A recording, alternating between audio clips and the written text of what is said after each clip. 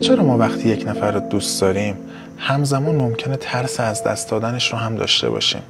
یا چرا ما اوایل رابطه خیالمون راحت تره اما هرچی رابطه جلوتر میره ترس از دست دادن ما بیشتر میشه؟ دلیلش اینه اقتصاد رفتاری میگه ما در از دست دادن چیزی که داریم 2 برابر بیشتر از به دست آوردن یه چیز جدید میترسیم.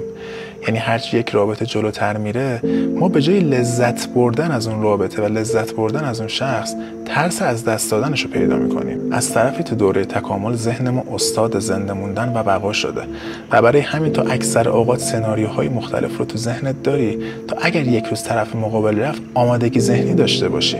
یعنی خیلی وقتا با وجود اینکه مشکلی تو رابطه نیست تو مدام ترس داری و با خودت میگی اگر یک روز منو ترک کنه چه اتفاقی برام میفته، و یا حسادت‌هات بیشتر میشه چون مدام ترس اینو داری که طرف مقابل رو ازت بگیرن و تو از دستش بدی. و در نهایت شرطی سازی ذهنی رخ میده. یعنی مغز ما مثل یک عضله است و راجع به هر موضوعی که تمرینش بدیم قوی تر میشه. وقتی که شما مدام این ترس ها رو داشته باشی کم کم ذهنت هم به این باور میرسه که این ترس وجود داره و با کوچکترین اتفاقی که توی رابطت بیفته با خودت میگی دیدی راست گفتم، این میخواد منو ترک بکنه. اما راه حل چیه؟ 2 تا راهکار خیلی خوب داریم. اول از همه این که شرطی سازی ذهنی رو به نفع خودمون استفاده کنیم.